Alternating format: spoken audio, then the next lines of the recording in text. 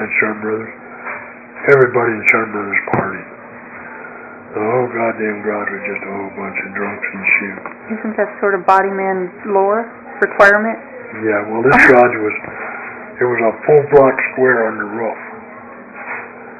There was a body shop, mechanic shop, had records, had 5 records.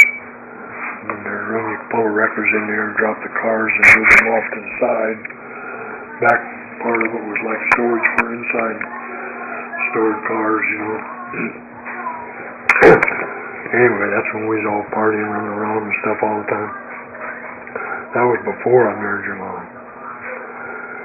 And me and Bob was partying at Star Club all the time. In fact, that's where I met your mom. This must have been when you were on probation? When you were there that time? Yeah. Or parole, huh? And Bev was going with some guy from Miller. You know, and he used to party up there too, and he'd see me and Bob and shit there. And then he'd go home or he'd go to Bev and tell Bev all the shit Bob done and blah, blah, blah. Anyway. They were just dating then? No. He and Bev? They were married. But she was going with this guy? Yeah, they were split up and she was going with this guy. So then, Bob caught him in there and beat the shit out of him. Well, then he come in with we went over there and he got a whole bunch of his buddies and they were all over there. They're going to whip me and Bob's ass.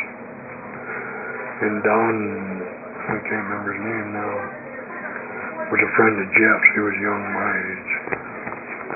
Anyway, well, I told Jeff, man, you better come with me, better go up there and help Don. He's got, all these guys are going to jump him and his buddy and blah, blah, blah.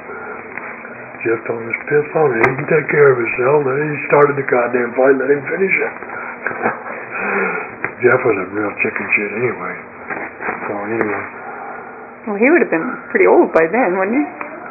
He's probably 15, 20 years older than you, wouldn't he? Yeah, he's probably 45, 50. Yeah.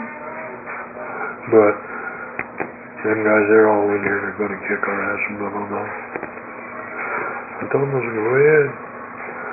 But you son of a bitches can't stay together all the time. And you might get us now and whip our asses, but I'm going to catch you son of a bitches one at a time. And you're going to wish to Christ you'd never bothered us. Anyway, it convinced them, so they never bothered us. And then Bob told him, he said, I'll whip that little son of a bitch again. He's the one that's causing the whole shit. And he told these other guys what the hell was happening. They didn't know it. They didn't know this guy was going with Bob's wife. So when they decided not to fight with us, and then Bob told them what the whole deal was. So that pissed them off because this guy's such an asshole. Set him up, yeah. So they took him out in the back and told Bob, go ahead and beat the shit out of him. So Bob beat the shit out of him again. Well, if they were separated, though, she had the right to go out with him. Yeah, but Bob didn't like that guy going snitching him off all the time. Yeah. So then, after that, a week or so after that, we went over there and I was laying on the back of one of the cars all drunked out. I was sleeping. Bob comes and he said, wake up. I forget the kid's name now. So-and-so's here with a gun. He wakes me up and we got up all froggy and shit. I went in the bathroom, washed my face to get awake and stuff. Bob's in there scared shitless. Oh, he's out there, he's got a gun, blah, blah, blah, blah. Ah, bullshit. So we were out there. The kid standing with his jacket on and like this, supposedly had a gun in his right front pocket. So we walked down the alleyways where the mechanics was. And I told him, you don't have no gun, you chicken shit bastard. Yes, I do. I said, let me see this son of a bitch then if you got a gun. So he pulled his hand out part way, and he did. He had a goddamn gun in his pocket already cocked. I told him, well, you can't shoot both of us, and when you shoot one of us, the other one's going to kill your ass. No, he got the gun out then, pointed it. Me and Bob was going to shoot one of us. Joe Puchek, one of the guys that worked there, was a Polak guy. He was a crazy bastard, too. He always carried a .38 automatic in his back pocket. Well, he seen us. So we were standing like here talking. These were all stalls where you worked on cars. We were standing like here. There was a bench all along this wall. And we're about 10 feet from this bench. And where was the guy with the gun? He was standing here, and me and Bob standing facing him. Towards the bench? He's facing us with his back towards the bench. So Joe come from the office over here, come down along the front of that bench. He got behind the guy, and he put that 30 up against his head. He said, go ahead and pull the trigger. He said, I'll pull it the minute you pull that one. Needless to say, this guy was a chicken shit anyway. The guy didn't see him walking up? No, he's focused on you, He's focused on me and Bob. And Joe's crazy on he'd have shot him bigger than shit. But anyway, the guy, like I said, he was a real chicken shit. When he felt that gun up inside the head, he decided he didn't. So he took the gun away from him. Bob beat the shit out of him again. Dumb bastard. And then, I don't know what the hell ever happened to that gun. I think Bob kept it or something, I don't remember. Anyway, never did give it back to that kid. Well, how did you learn about guns and stuff? Like when Pace and Donnie did, you know, with the hunting and all that stuff, but you were living in... I never did mess with guns. Mm. I always figured that back then, my goddamn temper and stuff, the way I was then. Oh man, if I got a gun or a knife, I'm gonna kill somebody bigger than shit. Because I get pissed off or something, I'd kill them before I even stop to think about it. Blackout, yeah. So I never carried a knife or a gun. Well, when you were living in L.A., when you were like in your late teens and stuff, were there a lot of guns and knives around? Oh yeah. All them Mexicans had guns and knives and shit. And what about your friends? No, none of my buddies carried them. Hmm. You know, they were guys that I run with, and most of them were, I guess, like me. And they just, none of them was tough as I was. But they were pretty tough. Would you guys do the drag racing thing? Like, you know, in Phoenix, they used to drag on Central Avenue. Did they used to do that over there? Oh, yeah, we did. Did you see that in the old 50s movies all the time? They're doing drag races. We used to drag on Valley Boulevard. You see that movie, American Graffiti? Yeah, it's been a long time, yeah. Anyway, that's the way it was. We used to race on Valley Boulevard, which went from Pomona to El Monte. It was all orange groves on both sides. And it was about 5 or 6 miles long, dead ass straight. And we used to go out there at night and race 1, 2 o'clock in the morning and stuff. And we put one guy on each end. And when the cops would come, they'd flash their lights at us. So then we'd all split, all last through the orange groves and shit. And just leave the cars and you go? No, we'd drive that master through. In the orange groves? We'd drive down through between the trees and shit in the orange groves and stuff. Cops would come and there'd be 100, 150 of us out there drag racing. They'd catch 4 or 5, the rest of us all hauled ass. We'd be long gone before the cops got there. Would you do it for money or fun or? No, we did it for money, street racing. At that time I got pictures of it. I had a 39 Ford Coupe with an Olds motor with a cam and a bunch of shit, and it was fast. And it was about the fastest car in Pomona. I made a lot of money with that car drag racing and shit. Yeah, but once you win once or twice, then how do you get somebody to race you? Because then they all kind of know what you got. There's always some sucker that builds him a car and thinks it's fast. Comes out and tries you again. You go through a dry spell for a while where everybody knows you can beat them. But then when some idiot builds him a car, he thinks it's fast. Got to prove it, yeah. Yeah. One guy, in fact, I sold him a guy named Nerod, and lives in Chino. Still lives there. Interesting name. And when I was back there in, 80, Donnie and Larry and them used to hang out at this bar in Chino called Nerod's. And I told him... That's where I've heard it before. Yeah. I told him, I said, I used to know a guy named Nerod. I wonder if it's the same one. Anyway, I went over there with Donnie a couple times. And Donnie introduced me to him, and it was the same guy. And I sold him a 32 3-window coupe that was chopped and lowered, and, typical hot rod. And I sold it to him in 1955, and he still got it. Wow. And he's kept it all them years. But when I was racing, when I had that 39, he had a 40 coupe with a Studebaker motor in it. And I had a Olds in my 39. Anyway, he was older than me. He was about 22 or 3, and I was like, let's see, what the hell was I then? I was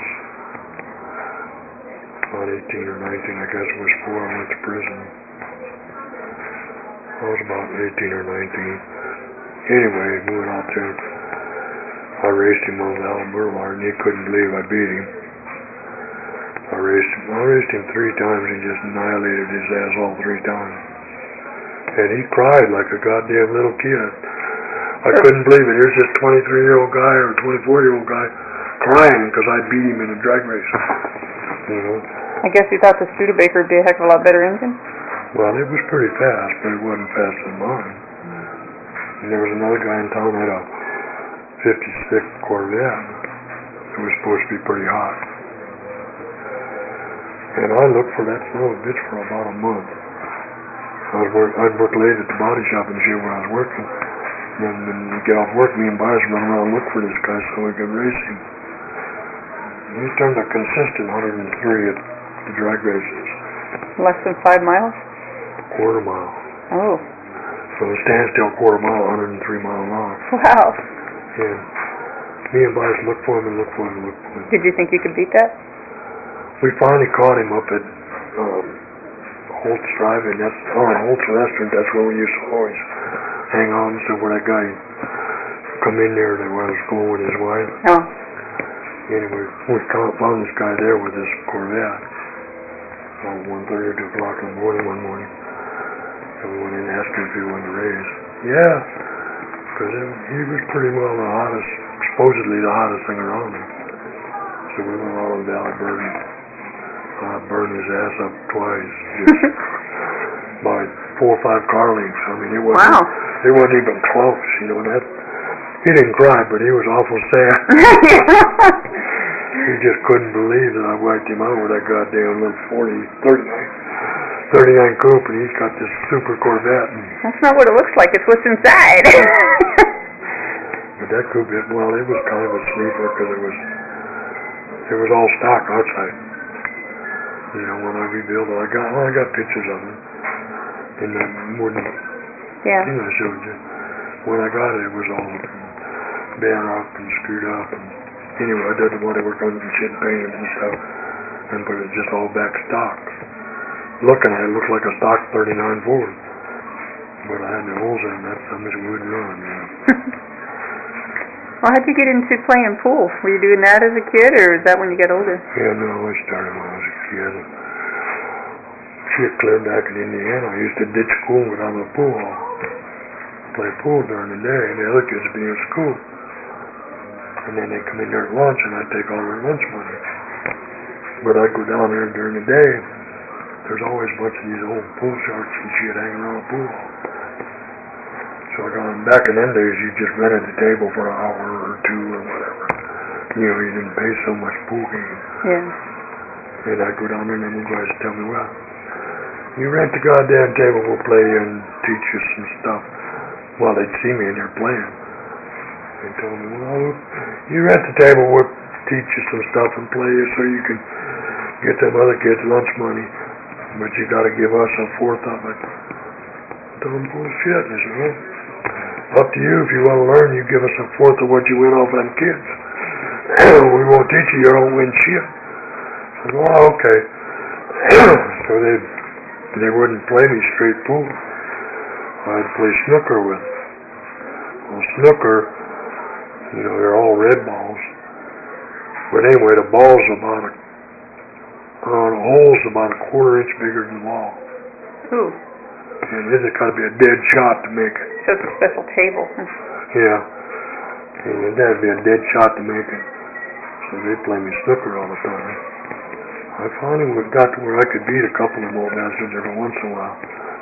But of course, them kids come in, we're playing 8-ball, and the pockets are Look huge to you. like gallon buckets, you know. Man, I clean up, I get all their lunch money every day. Then as soon as all the kids go back to school, them old bastards are there. They count how much I won. You know, some bitch I couldn't even see them. They said, oh, well, that's the games. Now, you won $9.40 or some shit, whatever the hell it was. But they knew it down to the penny how much I won. Well, did you ever use your skill in pool to live off of for a while or anything? No, I wasn't really that good. You know, I was pretty goddamn good. But like a regular pool hustler, you know, I wasn't that good. won a lot of games. I made a lot of money back then, you know, when I was younger and stuff. Yeah. Of course, I had both eyes and all that shit, you know. It was probably a whole new game when you lost your eye, huh? Well, it threw my judgment off. That's like for a long time. Well, I still do. I gotta really watch myself. Like when I'm driving, I lead off to the right. You know, my right wheels would be damn near on the burn. Oh. For some reason, I don't know why that way, because that's my good eye. Yeah. But after I lost that eye, I always had a tendency to lead off to the right.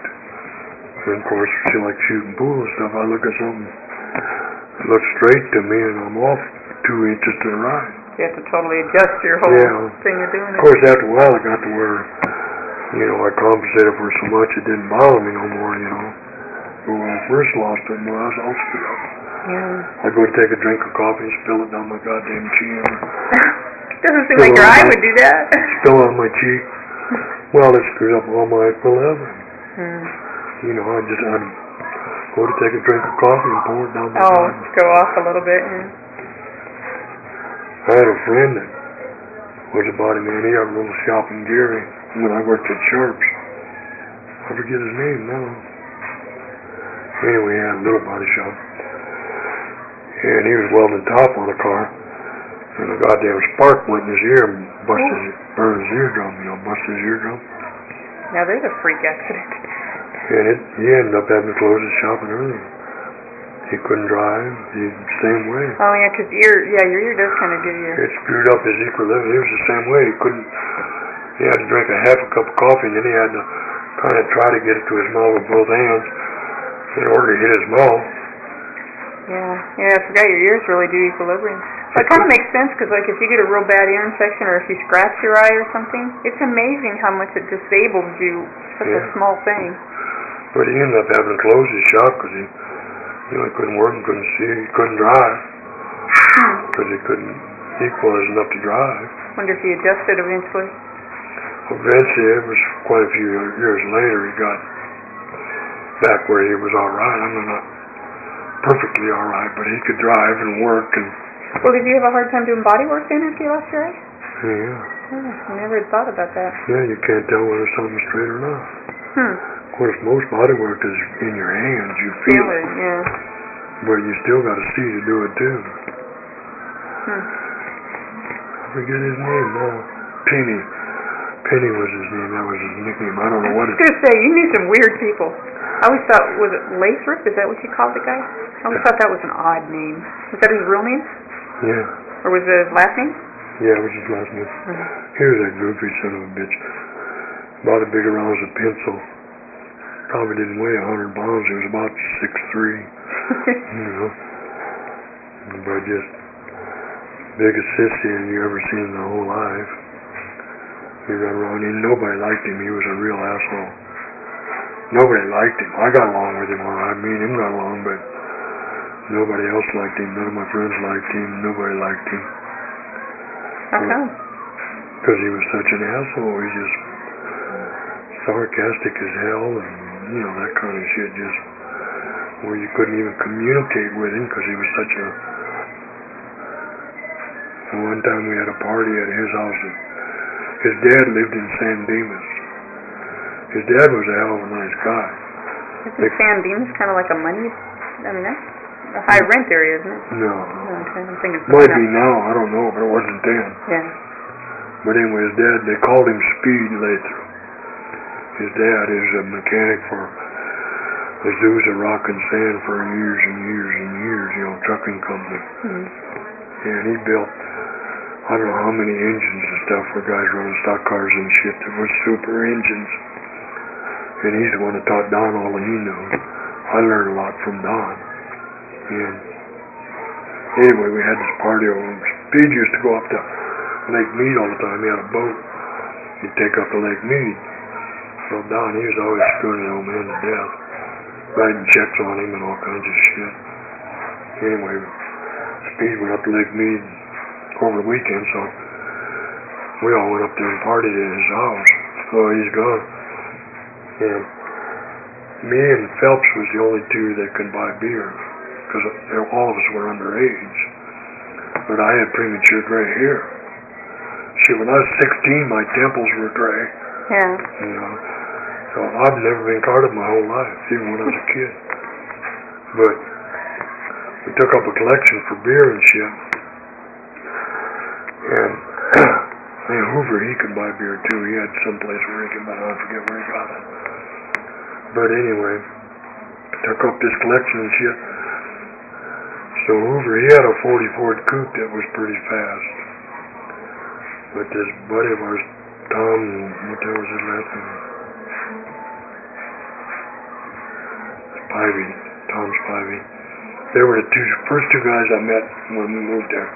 Hoover and Tom, or No, Lapers and Tom? Spivey and another kid named, shit, I just had it on the tip of my tongue, Joe. Shit, I can't think of it now. I just thought of it a minute ago. Anyway, Spivey had a Chop 32 5-window coupe. Pretty nice little car, hot rod. All rolled and pleated interior in it and everything, all custom gauges in the dash and all that shit. So Hoover, he's going to get beer, so he jumps in Spivey's 32 and all fast. And then they collected up a whole bunch of money by the time we got outside, but Hoover's already gone. So they give me the money. So go catch Hoover and, get some more beer. So I thought, alright, so I jumped in Hoover's 40 and took off. Well, from Lathrop's dad's house, you come down this way on the street, I forget the name of it, and then San Dimas Boulevard run this way. But you come down at San Dimas Boulevard, you go straight across, and it wound around through the hills and past a road, I can't think of the name of the lake, no. Anyway, there's a lake there. Kelsman? No. There was a lake there, I can't remember the name of it. Anyway, it went past there, or you could turn and go down like 2 blocks, and there was another road that wound around through and went on the other side of the lake. So by the time I got to that corner, I didn't know which way Hoover's went. So I turned, and I figured, well, he'd go. Usually we went that other way. So that's the way I went that time. I got all the way from one, and I couldn't find him. So I come back to San Dimas. When I got back to the house, there they are. Everybody's all excited and all that shit. Hoover went straight, but that 40 was slow steering. Like a regular car. 32 was quick. I mean, a 32 you could go that much, and that son was make a circle. Real quick steering. And he was used to his 40. So he's hauling ass along there. He went to go in this turn. He turned in a turn and overturned it. Damn near spun out. Then he corrected it. When he corrected, there was an embankment there.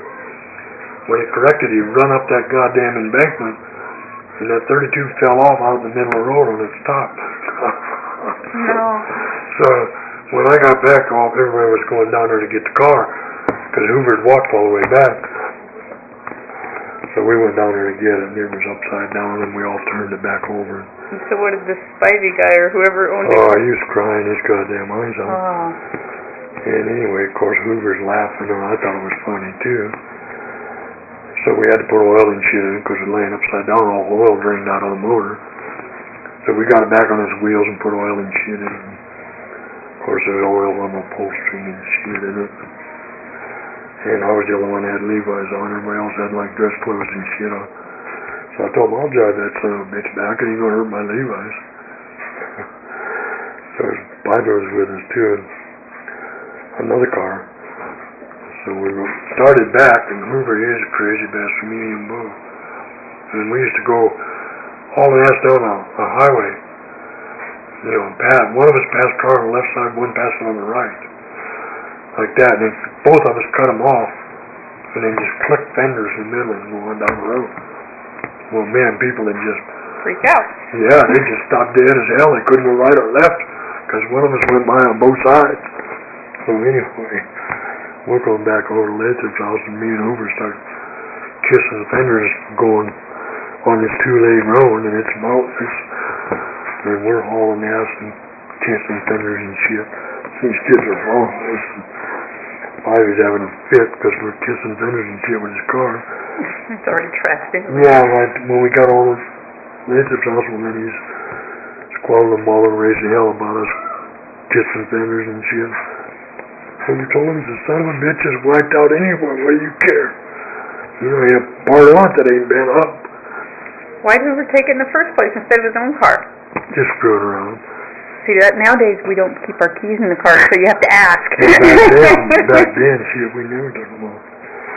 We was going down, we went to the beach once, me and Hoover, Spivey and Joe. I can't remember Joe's last name.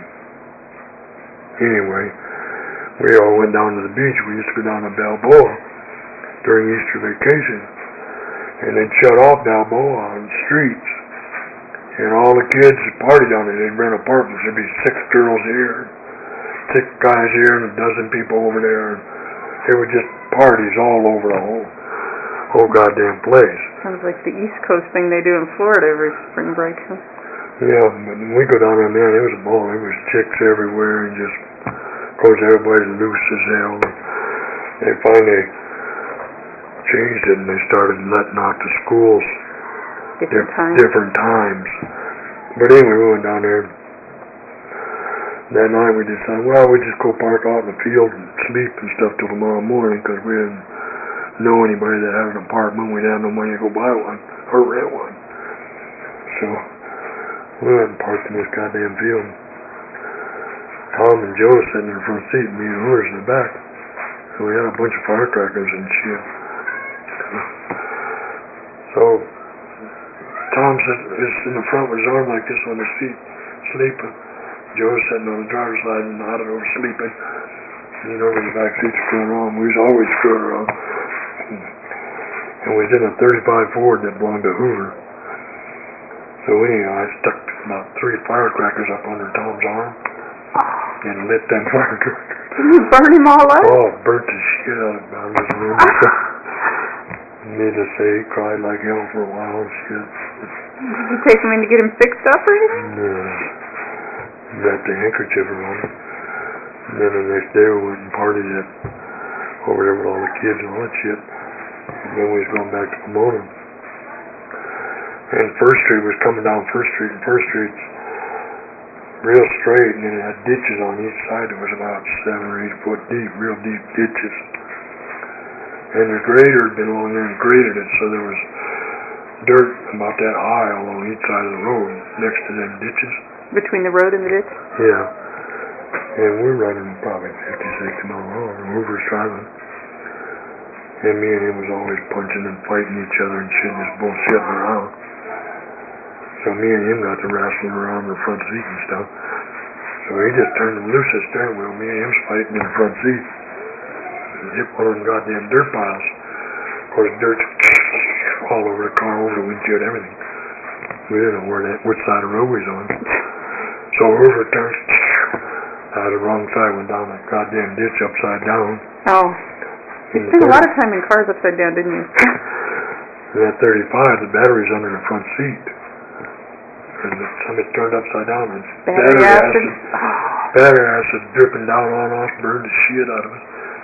We finally crawled out a goddamn window, got out of it and stuff, and we thought, well, go find somebody so we can tow this son of a bitch out. Just the 2 of you in the car, huh? No, there was 4 of us. The other 2 in the back, huh? Yeah. Yeah. So go find somebody to tow us out. So we walked to Lathrop's house, and he had a 30 Model A coupe. It was chopped and everything. It was all hopped up and everything.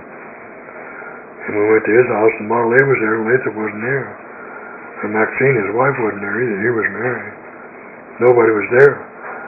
So I told Hoover, hell with it, let's just take the goddamn Model A and go pull a 35 off. So we did. We took it and all ass. Went and pulled the 35 off and stuff. When we come back, Maxine's there, all shook up and shit. And she said, Lathrop went to the police station because somebody stole his Model A. And you goddamn guys had it all the time. Of course, we drove up. You couldn't leave him a note, right? So anyway, we drove the Model A then down to the cop shop. Got late, so he come out, he was all pissed off because we took his car and didn't tell nobody. Imagine that. Right. You know what kind of I'm curious about is you mentioned the beach a few times and you were so close to it when you were over in California. I just don't see you as swimming in the ocean kind. Did you swim? No, I wasn't much of a...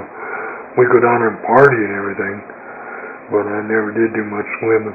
I don't think I've seen you in shorts hardly most of my life. Did you wear shorts even when you were young? Never did. Johnny didn't wear them much either. It's weird. Huh? That's weird. And he doesn't like to swim much either. I love to swim. So was Case when she was little. Now we really had to watch her when we go to Roosevelt. She'd walk out over her head. She'd walk out and the goddamn water come up her chin. She'd keep walking. You know, we had to watch her all the goddamn time. Slightly wild child. Brad's the same way. He loves water. Yeah. One time when we was at the shop over in Havasu City, Grant was a baby. I was working on a car and Donnie comes out, Dad, come here and help me with this goddamn kid. And we had a big cooler sitting there by the toilet where we plugged it in and rolled it around so we could air on it. Oh, like a fan kind of thing. Yeah, it was the swamp cooler, but we put it on wheels. I thought you meant like where you put soda and beer in. So anyway, I run in there and Donnie's got him laying on top of this cooler. Whole goddamn face just oil and grease and shit. So I held him down, Donnie got rags and stuff and washed his face all off. His eyes and nose and every goddamn thing. So what the hell did he do? Well, there was a bucket of drain oil out back. And it rained, and the water was sitting on top of that drain oil, and he figured it was water. So he stuck his head in that goddamn bucket of drain oil and water. You know? Oh man, it's lucky he didn't go blind or something. Yeah, no shit. We got him all washed off and everything. He was okay. We thought maybe he might have to take him to the hospital or something and get his eyes cleaned out, but it didn't. He must have closed his eyes when he stuck his head in it. But when it rained, he'd go outside and lay down by the puddles and put his face in the puddle. I told Donna, boy, that kid's weird. Yeah, most kids don't like to face in the water, even if they like water. I told Donna, that kid's weird. He likes water to the extreme, you know. Yeah. So you weren't a beach baby, huh? I never. No surfing or anything like that, trying to impress the girls. Yeah. No, what was it, Annette Sanatello? What was the other guy's name? He's always in those beach movies. We went down there once. We used to have a place down there by Corona Del Mar. That along Highway 101, there was a field that was probably a quarter mile, and then there was a giant cliff went down to the beach. Yeah, there's a few places like that still, man. And then, when you go down the beach there was a path you could go along down the beach, about 18 inches wide along the side of that cliff. But then about maybe a quarter mile down the beach, rocks run all the way out into the water on both ends. It was secluded. The cops, beach patrol and shit couldn't get in there because they couldn't get over them rocks and stuff. That's a waste their effort. So we go down there and party. See, we could do whatever we want because there's no cops or nobody around or nothing. Except for crawl back up the hill drunk. Yeah. Well, this one kid was down there one time. Me and Hoover never took no chicks with us. We'd always steal somebody else's girlfriend or something. Anyway, Hoover stole this guy's chick and he's sitting down there laying up making out with this guy's girlfriend and shit, and he gets drunker now. He climbs up on top of that cliff and hollers down, "Nobody loves me," and it must have been 75 feet or so off that cliff. "Nobody loves me," and bailed off that cliff. Oh. Into the water or on sand? On the sand, and and it was over close to the cliff. And that's where everybody threw cans and bottles and all their trash. No wonder it didn't kill us. Oh, it didn't kill him? No. Cut him all off. He was so drunk he probably just, if he'd have been undrunk he probably would have died. Cut him all off, but it didn't break nothing or anything. We took him to the hospital and they patched him all back up. So how did So how did you get him out of there? He could walk. He could walk even? Yeah. Oh. And then when we was down there once too, and I got all drunk up and I had my bike down there. You had your bike down there? My motorcycle. Did you drive it down the 18th? I was going to. I got all drunk up and I told her, I'm going to go ride my motorcycle down there so I can play in the sand. You're going to kill your goddamn self on that path. Nah, I can do it. You know, it's like Donnie, I was Superman, you know. Of course, I was drunker than a bastard. I got up there and fired up my bike and I go right over to the top of the path and dropped the goddamn bike. And I said, You dropped the bike? Yeah, well, I just fell over on the side. And I was so goddamn drunk I couldn't pick it up or nothing. Is it running? Yeah. Hoover then come up there and Hoover picked it up for me and told me, you don't need to ride this son of a bitch down there. You can walk down there or jump like that other idiot. He probably wouldn't have stopped you either way. No. But he told me, jump like that other idiot did. I don't think so. I ain't that goddamn drunk. So anyway, we just parked up there and we walked back down to the beach and finished partying. But if I hadn't dropped it, I'd have tried to ride it down that path. I'd have killed myself. I don't know. It doesn't sound like anybody kills themselves. They just roll down hills and fall off cliffs and get up and go. All that shit we did and everything, nobody really ever got seriously hurt. Some of the fights and stuff, you know, black eyes or a broken nose or something, but I mean, nothing. Did you ever lose any of your close friends? Anything happened to them? There was a kid we knew. He wasn't a close friend. We knew him. There was a drive-in in El Monte called Stan's Drive-In. In fact, it was in that movie American Graffiti. Oh, yeah? But anyway, Valley Boulevard, and I forget the other road. Anyway, they come like that, and they met at a V right there. And where the V was, the drive-in was right there, in that V. That's a good location. Yeah. And it was super popular. You go over there, man, it was always full of hot rods and stuff, and chicks and guys, and, you know, it was a big old party place. And right at in the point of that, where it was built, there was a big goddamn iron light post in the corner.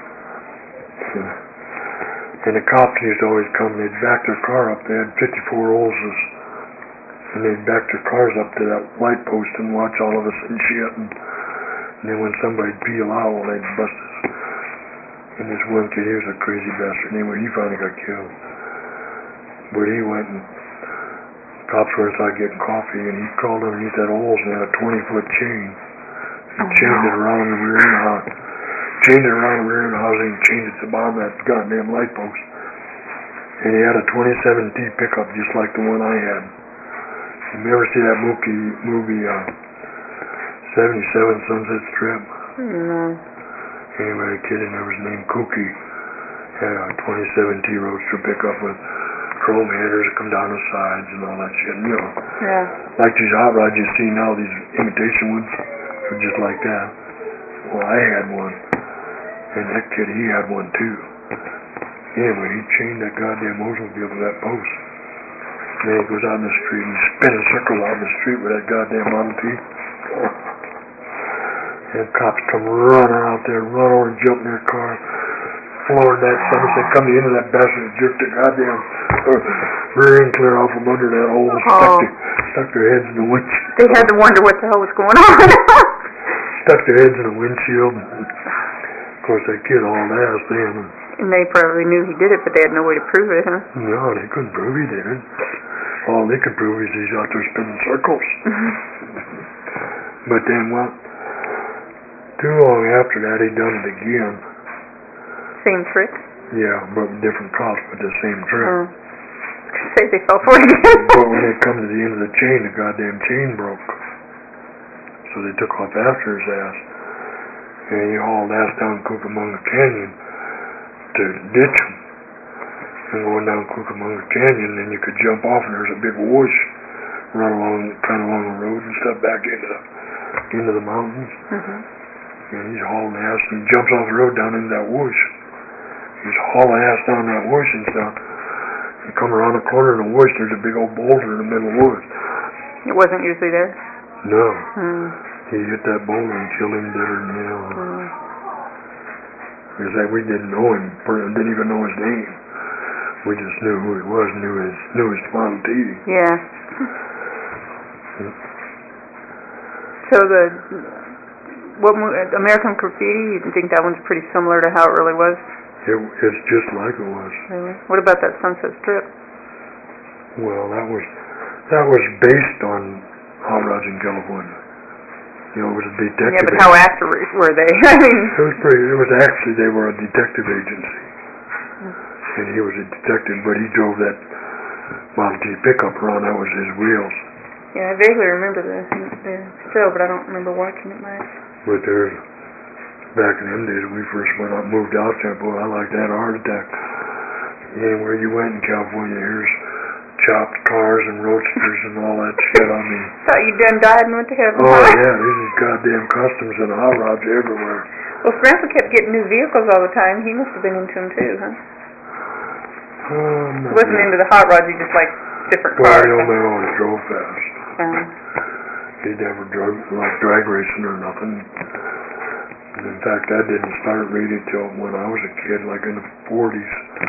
In the late 40s is when they started doing a lot of drag racing shit. Dad's time, they didn't do it. Hyping up the cars and everything, huh? Yeah, well, when it was his time and stuff, the cars were Model A's and Model T's and stuff like that, you know. Yeah. So he didn't catch the bug, huh? I used that Hudson he had, that son of a bitch would run, boy. I'd be there, everybody around over and stuff, dragging ice with that son. And once you got your own car, you quit driving his, didn't you? Not really, because I'd tear mine up and then I'd use his. So you tore it up? Yeah. So when you guys did something like you did to that, was it Sylvia or whatever, the guy's car that Hoover rolled over by the lake, when you guys did something like that, did you try to help him fix it back up, or did you just leave him hanging? We built him another 32, me and Hoover did. And that's funny, too.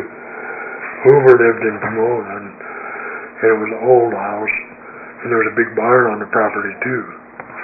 And it had a pit in the bottom of the floor. You could drive a car. That's helpful. You could drive a car and walk down in that pit and work on underneath and all that shit. We used it all the time working on our cars and stuff. And anyway, sometime before that, when I first got my teeth, it was just a frame and the wheels and stuff and the body and that, but it wasn't all fixed up or nothing.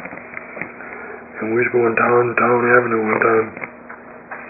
It was raining like a snow, man. And we were getting drowned in. And we're going down Avenue, and Hoover says, turn! I was running about probably 40 mile an hour or so. So I turned, when I turned, the front end washed out. I hit a curb, boom! Bent the goddamn front axle like so, and it died. Of course, rain down in the carburetors and shit. We couldn't get it started, so we went and got Hoover's 40. And I lived, you go downtown Avenue a long ways, and I lived on a street called Fernleaf. So I took it over, I was right off Town Avenue where I wrecked it. So I told him, well, pull me down to my house so I can put it in my garage and, you know, we can fix it. Oh, okay, so we went and got his 40. Hooked on, and he had up just, going down the road, I just had to hold all my might on the left-hand side to keep it going straight, because the other wheel was like this. Oh, the whole thing was bent, huh? Yeah, so we're going down, and that son of a bitch takes off. He's pulling about 60 mile an hour downtown Avenue. And I'm hanging on that goddamn side of that son, trying to hold it straight and keep from hitting the curb or whatever. Cussing him, or did you think it was funny? Yeah, he thought it was funny. You weren't laughing, huh? No. And we made it down all right, no problem, no. And then when he rolled Spivey's 32, well, we bought another 32 and took it up to Hoover's garage, pulled the motor and all that shit out of it. But all the torches and stuff were over at Speed's Lathrop's house in San Dimas. So we pulled the body off of it and everything, you know, to do a nice restore job. We had to take it over there to put hydraulic brakes on it. because you had to cut a hole in the frame and a bunch of shit. So I told him I had that 52 truck of the old man's. So I told Hoover, I said, well, just we'll tie a board across here and tie it on the frame, and you stand on the board and steer it, and we'll pull it over to San Dimas, put the brakes on it. Oh, okay. Hoover wasn't right. That dumb bastard climbed up on that board. We took off from San Dimas. Of course, it's all windy through them hills and shit. You know. Man, I'm running corners about 50, 60, 70 mile an hour. That goddamn frame back behind me about 30 feet on a chain. He's standing up there, hold on with the steering wheel. Go in them corners and that frame is slide up, on the dirt and all kinds of shit. Well, the board wasn't sliding at least. So. No. And then he'd come back on the road, he's still balancing himself on that board. Scared shitless. You more than paid him back, huh? We finally got to San Dimas. You son of a bitch, I told him. Paybacks are a bitch, ain't they, man? God damn it, it wasn't that dangerous for you. You weren't standing on a board. I don't know, you did a pretty good job, man. But I paid him back for that shit. Right where I lived on Fernleaf, in Town Avenue. Next street down was Philadelphia, one of the main cross streets. There was a low spot right there, a supermarket on the one corner, and then of course houses all around. And there was a low spot right there at Philadelphia in town. So I had a 35 Ford Coupe. Well, they have mechanical brakes, just rods that go to each wheel to work the brakes. No, they weren't hydraulic or nothing. They wasn't worth the shit. They wouldn't hardly stop you anyway. But we pulled all the brake rods off of it except one, the left rear wheel. And we go out on Town Avenue and back down Town Avenue as fast as I go backwards. And when I hit that water, I put on the brake, stop that one wheel and go. It spin round and round and round and round down Town Avenue. You know. And this was called fun? Yeah. Weren't there other cars around? Well, yeah, but they run off the road and all kinds of shit. And then, of course, they got out of the way, huh? Of course, they call the cops on us. Well, I live a block away. So when we get all the donuts, well, then we take off and go back to my house and put it in the garage behind my house. Cops never did catch. Well, they did. Finally caught us. We were doing it one day. I forgot to put gas in the son of a bitch. We went down and we were spinning and stuff, and I went to take off, go home, and I quit. Oh, no. I run out of gas sitting there. I'm sitting right in the middle of the goddamn street with no gas. You just say these people call the cops, and right away. As soon as they seen that 35, they called the cop before we even started spinning, yeah. Because they knew what we was going to do. Cops come, and they wrote me a goddamn ticket on both sides. Did they know it was you all along? They just couldn't catch you, or? Yeah, they knew it was me, but they knew it was my 35, but they had to catch me out of back in them days. They wrote you a ticket on both sides. What does that mean? Well, on the front side were all the charges and shit. Mm-hmm. Then they turned it over and write a whole bunch of more charges. Oh! And the others, they didn't have enough room, huh? No. They wrote me a whole ass full of charges. And then one time I had a 32 5-window coupe. And I'm going down 5th Avenue in Pomona. This chick with me and another chick in Hoover. Cop pulls me over. For what? That's what I asked him. The cop come up there. What the hell are you stopping me for? Well, this time, you know, he knew me. I'm only stopping you for 4 in the front seat. Because you're not speeding or reckless driving or nothing, but you got 4 in the front seat. It is against the law. I told him, boy, you're getting pretty chicken shit, ain't you? Well, too bad. You get away with enough shit. They wrote me up for 4 in the front seat. So we got in. I went down about 3 or 4 more blocks. Got to White Avenue. Another cop pulls me over. Wrote me up for 4 in the front seat. I said, I just got a goddamn ticket 3 blocks back. I showed it to him. He said, well, should have got one of your passengers out then. Did you have a back seat? No, it was a coupe, 32 coupe. So he gave me that ticket. I told him, I said, well, that buddy of yours down the street that you probably radioed that I'm going to be down there. You tell that son of a bitch to have that car ready to run, because I'm hauling ass. Well, you better not be screwing around. You're going to get a bigger ticket. I'm not if you don't catch me, and that goddamn holes you got ain't going to catch me. Anyway, I got in that coupe and lit it up, boy. I just burned down there, and the cop tried to catch me, but shit. He couldn't even come close. Was there another cop? Did you pass another cop? Yeah, there was another cop. They were lined up giving you that ticket. Yeah, the bastards would just screw me around. But shit, they could no more catch me than fly. That 32 run circles around them goddamn stock Oldsmobiles, you know. Well, you can't blame them for trying, huh? They couldn't catch you at the real stuff. They'd get you on some little thing. One time they probably thought it was pretty funny until it turned out backfiring on them, huh? One time when I was in the Navy was when the Mexican Wars was. And we were at Stan's driving in Pomona, which is, I told you I seen that picture of Billy's. It looked like the same place. Well, why were you there if you were in the Navy? Were you on leave or something? Well, yeah, I'd come home on weekends and shit when I didn't have the duty.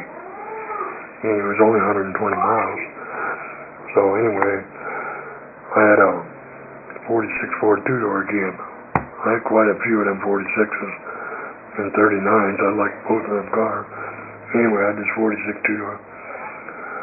Me and some of my buddies and shit are sitting in it, and goddamn Mexicans drove through.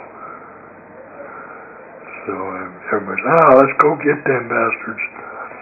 We took off after the Mexicans, which that's what they wanted. That's why they drove through there. So anyway, we took off after them. We're going down White Avenue.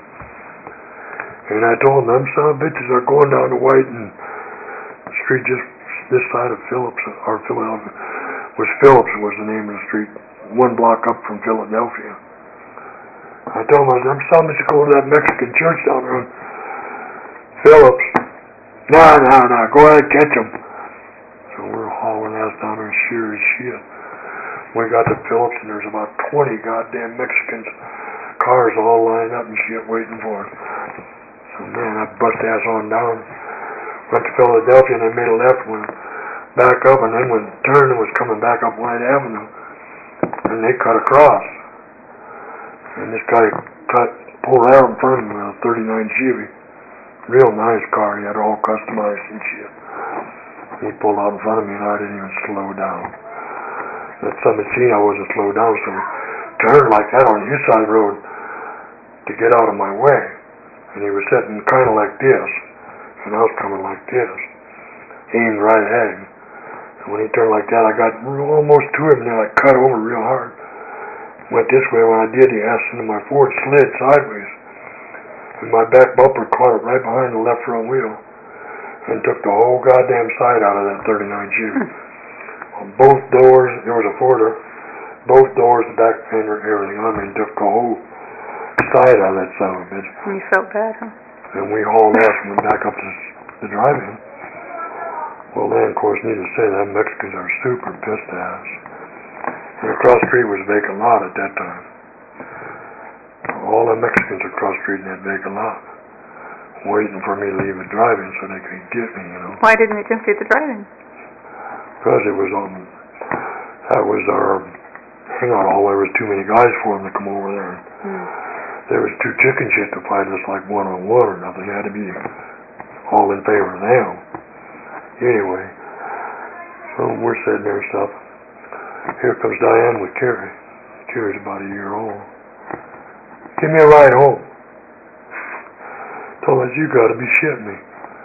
Well, you've been screwing around your goddamn buddies enough. You can at least give me a ride home with this baby. I told her, Diane, look across the street. Every goddamn Mexican and promoter's out there trying to kill me, and you want me to drive you and the baby home. Anyway, I wouldn't take her home. She got all pissed off and stomped off. So, we stayed there for quite a while and finally I told the guys, well, I'm out of here. I'm going back to San Diego, man. I got to be back in Monday. And that was on a Sunday, so I told them, when I leave this summit, I'm out of here, balls out, you know. So they all bailed out and I hauled ass. None of them Mexicans had nothing that could catch me, you know. You tried, huh? So I hauled ass and went to Mexican Hill. And his friend of Dick's had a 47 Ford two-door that looked just like mine, except it was 47, mine was 46. In which there wasn't much difference in them. Anyway, that Mexican thought that was the car. Oh, no. When I come back home the next weekend, Dick was all pissed off at me. That Mexican beat my buddy's car, took all windows out and beat in the top, beat in the hood, beat in the whole car just because of you. How did he know it was your fault? Well, because he knew the Mexican was looking for me. I told him, I said, well, you should have told your buddy not to drive that car. God damn you, Don, you do that shit all the time. Well, that's too bad. Well, I mean, they demolished that kid's car and just never did get me. I'm okay.